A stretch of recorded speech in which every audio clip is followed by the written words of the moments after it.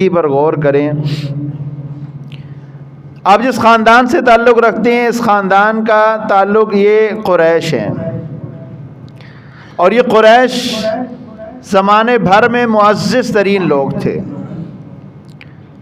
اسلام کے جتنے اخلاق حمیدہ ہیں، جتنے اوصاف ہیں، وہ سارے کے سارے قریش میں پائے جاتے ہیں۔ یہ بات یاد رکھیں کہ قریش کے متعلق یہ تو ملتا ہے، حضرت علی رضی اللہ عنہ قریش کی شاخ بنو ہاشم سے ہیں، رسول اللہ صلی اللہ علیہ وسلم بھی بنو ہاشم سے ہیں۔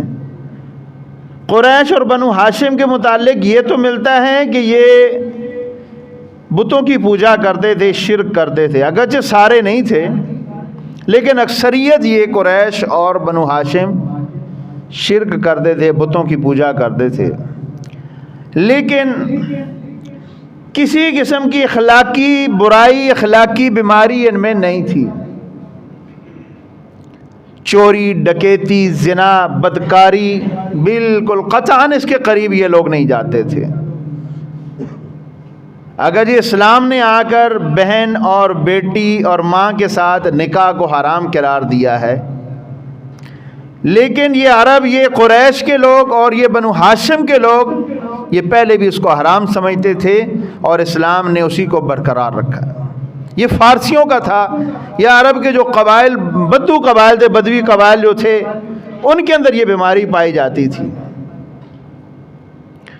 اور جو بیٹیوں کو زندہ درگور کر دینا یا لوگوں کا مال چھین لینا، ڈاکہ ڈالنا لوگوں کے مال کے اوپر، یا کسی کو ظلماً قتل کر دینا، یہ ہاشمیوں کی روایات نہیں تھی۔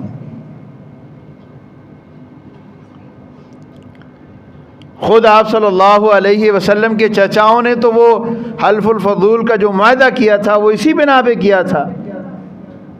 آپ صلی اللہ علیہ وسلم کے چچا حارث نہیں تو وہ ان کے بنے تھے، سربراہ بنے تھے، انہوں نے کہا تھا کہ ہاں بھائی جو بھی کسی کے ساتھ ظلم کرے گا ہم مظلوم کے ساتھ کھڑے ہوں گے، ظالم کے ساتھ کھڑے نہیں ہوں گے، چاہے ظالم ہماری برادری کا ہی کیوں نہ ہو۔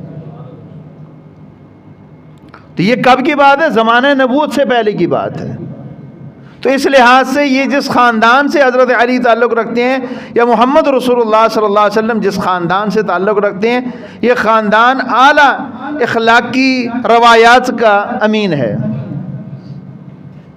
غریب کے یہ ساتھی ہیں، مظلوم کے یہ ساتھی ہیں، حق کے ساتھ یہ کھڑے ہیں، بدکاریاں ان کے اندر نہیں ہیں، زنا ان کے اندر نہیں ہے، جھوٹ ان کے اندر نہیں ہے،